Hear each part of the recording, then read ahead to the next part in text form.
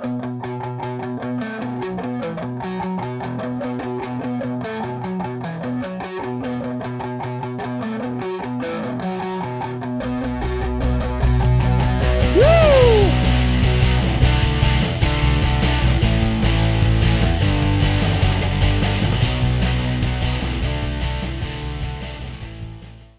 is going on, guys? Johnny on the track back with another video. We've got Michigan. We've got Michigan this Sunday. To me, a top 5 track in this series. I think Michigan provides a lot of different lanes drivers can run. I think overall, in terms of intermediates, it's top tier. I like a lot of these 2 mile tracks. I'm a little upset they're getting rid of Auto Club. I think the 2 mile tracks, I should say, always provide good, hard racing. Especially with the next gen car. Intermediates have been really, really good. So excited to see Michigan, continue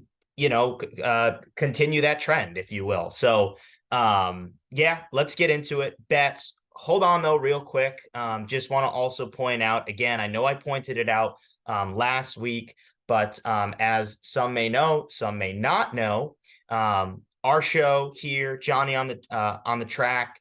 We are now a partner of the NASCAR Betting Preview Show. So the NASCAR Betting Preview Show podcast feed, our show is now also available on their feed as a podcast. So who's ever listening via the podcast, thank you, appreciate it. No, we also have a YouTube show with video. That's Johnny on the Track on YouTube if you want to subscribe, and vice versa. If you're on YouTube watching this, definitely also subscribe to the podcast feed.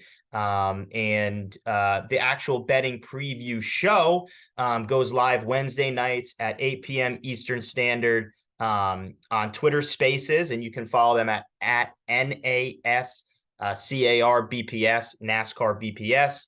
That is, like I said, Wednesday nights, 8 p.m., Twitter Spaces. It's a bunch of people get together, talk bets, get previewed. It's a lot of fun. It's a lot of fun. Winners, matchups, top 10s, top 5s. They talk it all. I should say we, because every now and then you'll see me pop in.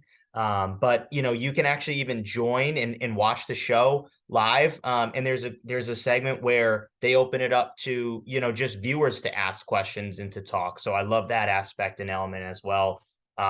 So again, thank you to the NASCAR Betting Preview Show for allowing me to be part of that. With that, we'll get right into some bets. Let's do it. Like I said, excited for Michigan. So what do we got cooking this week? There's a lot here, to be honest. And I feel like the trend this week is a little bit of underdogs, to be honest with you. No, I guess not all, but most of them here are underdog bets. Now, will I change some stuff? Will I add some stuff? Perhaps. How can you see that? At JOTT underscore podcast on Twitter, and Johnny on the Track on Action Network. So anything post practice, anything post qualifying, any changes I might have, that's all Johnny on the Track on Action Network, at JOTT underscore podcast on Twitter. That's how you can see all that stuff. But look, Ford has won the last 8 races here. Very, very interesting. A lot of that has to do with Kevin Harvick. He's got 6 cup wins here in total. He's won in trucks. He's won in Xfinity. He's done really, really well over the course of his career here at Michigan. So definitely Harvick's going to be a big name. But the number one guy I am looking at this weekend is Bubba Wallace. And if you remember last year, Bubba Wallace was leading this race late, but he kind of let it slip away. He knew it. The fans knew it. We all knew it, quite frankly. And I don't think that's going to happen again. I am high on Bubba. He's 7th overall this year in speed ranking for high-speed intermediates. He was the 4th fastest car at Kansas, which they kind of call a mini Michigan. I credit that to Ryan, iFantasy Race. Definitely check him out as well. He calls this a mini Michigan, just the way it's shaped, kind of the way it runs as well. So Bubba Wallace, like I said, I think he's been close. He's been close a lot. I mean, look at the run he had at Richmond last week. Again, led a lot of laps, was sort of close to winning that thing. I mean, I know kind of Busher controlled, I would say, most of the second half of that race, but Bo Wallace had his shine in that race. I think that momentum continues for 23XI. And I think Bubba he's my number one. I think he's going to have a really good car. And I think he can get it done. I'm going to also add on top of that 23XI to win. I think you take their team to win. Ty Gibbs scored a top 10 here last year. It was his first top 10 in Cup. Tyler Reddick is now on that car. So I think Tyler Reddick, they're going to have that car hooked up. It's going to be good on Sunday. So I like 23XI. I like Bubba. I like that whole kind of team to really have solid cars. It's the little mistakes with 23XI. It's the speeding penalties. It's the, what do you call that? Commitment line penalties. It's, not getting the tire quick enough off on pit road.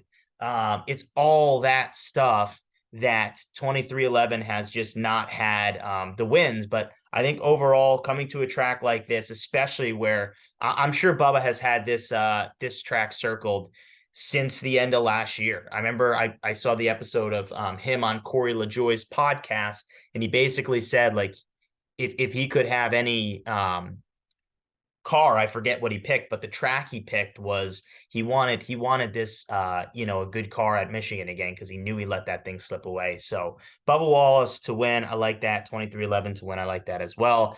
Then you got to go with Harvick. I think Harvick and Michigan at this point go hand in hand. I think there's enough said. The 6 Cup wins we talked about, won there in trucks, Xfinity. He's done a lot at this track.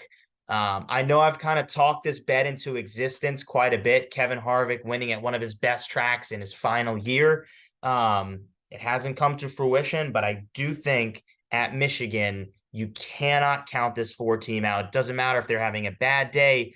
He's won this race starting outside the top 20, starting outside the top 15, starting up front. He's done it all at this track. I think this team can click for 1 week and help Harvick get one final win in this swan song season, if you will. Next bet, Brad Keselowski. Look, I don't really have a lot of numbers to back this bet up. It's a feeling bet. The Harvick, I guess, is sort of a feeling as well, but you cannot take lightly the fact of the track history for Kevin Harvick here. I think that a lot of that has to go in to your betting mindset, right? Brad Keselowski, this one's a true feeling bet. He really hasn't been that good at high-speed intermediates. But I think he was already hungry with some of those super speed, those 2 Atlanta races, kind of just losing those right on when he was leading, and out came the rain. And then also early on, that last lap pass by Joey Logano, I think he was hungry then, but now he just saw his teammate Chris Buescher win to lock himself in the playoffs. 2 RFK wins since the existence of Roush, Fenway, Keselowski. 2 wins, both by Buescher. That's surprising. I think there's that extra added motivation now to, okay, all right, my teammate, he's won twice, and I've been close. I got to show people that I can win and get back in victory lane. This is my organization. I'm the driver owner.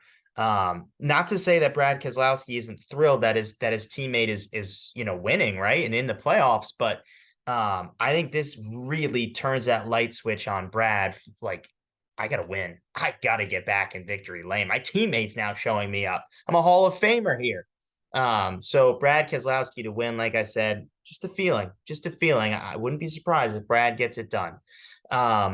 So those are the winners. I do want to also add a winner / top 10. I think a lot of these guys, you could throw some like small money to win big. And that's Austin Dillon. Both the win bet, I think, go a little small. You don't have to go crazy. And obviously the top 10. This dude's had a lot of success here at Michigan. Outside of Daytona, this is his best track. Xfinity win, 2 top 5s, bunch of top 10s in the Cup Series. I think AD is a threat to win. I really do. Mark my words about that. Remember, Kyle Busch now won at the first 2-mile track at Auto Club. He was the best car late in that race. So why can't the 3 team hook it up for Austin Dillon to have a really solid car. They've done that before. They have came to this track in kind of must win, heavy point situations and brought great cars. So I would not be surprised if you see Austin Dillon running around top 5 most of this race. I think it would take a little something crazy for him to find his way into victory lane. But do not count this 3 team out. This is a track that this guy's had success at. And I just would not be surprised if at the end here, Austin Dillon has a shot to get it done. I'm going to also go with Alex Bowman for a top 10. I think this team has been waiting way too long for another intermediate. The last intermediate race, he raced, the cookie cutter, if you will, the 1.5+ mile track. That was Charlotte, and that was his first race back from injury. So at high speed intermediates overall, he's at 6 in total speed rankings. I think this team, he was just getting his groove back, right? Like he was just getting reacclimated to the car that first race back at Charlotte. He's now had some time. This team has struggled. I think they've been waiting for an intermediate where, overall Hendrick has a really, really good cars at. I think Bowman gets an easy top 10 here. Also finished 9th here last year, and has had a few top 10s in his, shorter career, shorter time, I guess, in the Cup Series, we'll say. But Bowman top 10. Let's add Eric Jones to that top 10. Same thing as the Pocono bet we hit 2 weeks ago with Eric Jones. I don't know what it is, but this team just seems to excel and hit the setup on these bigger tracks. Auto Club, Pocono. I think he's going to bring the same stuff to Michigan. I know, Michigan and Pocono are 2 totally different tracks. I understand that. But again, when it seems that we get on these 2+ mile tracks, it just seems like Jones feels comfortable. I feel like it's these tracks, and Darlington is where you see Eric Jones, bring his best stuff. So I think Eric Jones top 10 is a good bet.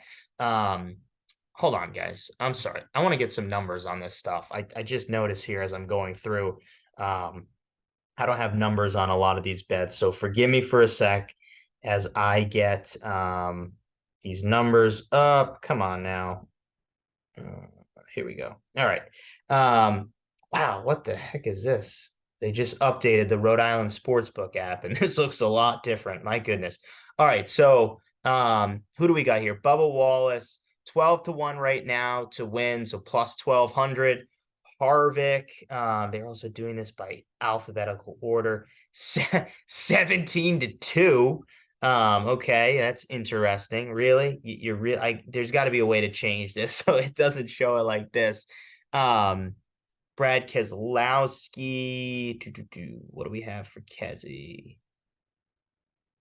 What the heck? 22-1, so plus 2,200 for that bet. Let's see for the finishes. Oh wow, okay, plus and 3-1. This is really weird. Not enjoying this new update so far, but that's okay. Hey, that's all right. Austin Dillon 3-1, so plus 300 for that top 10 bet. Eric Jones plus 375 for his top 10 bet. Alex Bowman plus 180 for his top 10 bet. Let's see if they have winning team. Let's see, manufacturer. Nope. How about Austin Dillon as a top Chevrolet? Let's look into that. 40-1, so plus 4,000 for Austin Dillon to be the top Chevrolet. That's a good bet.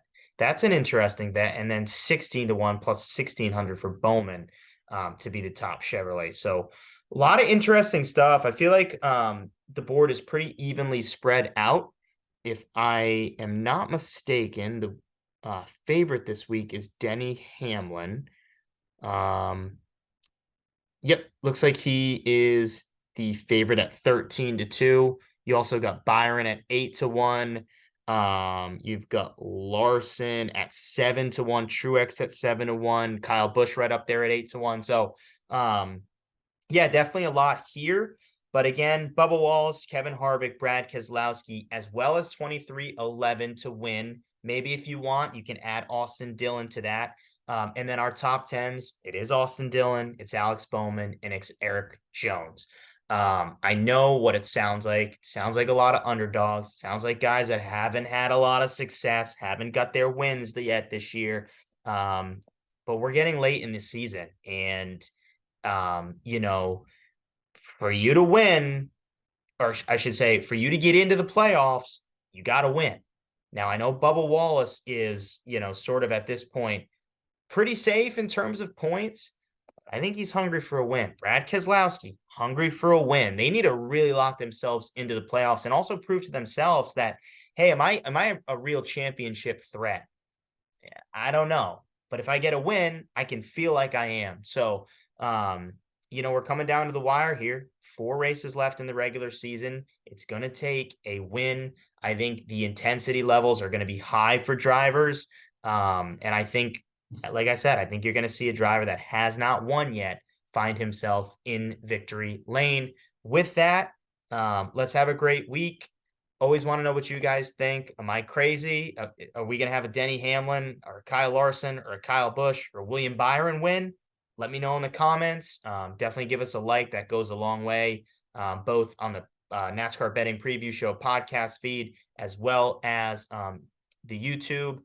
And subscribe if you're a first-time watcher. And yeah, we'll have a good weekend. Let's do it, Michigan.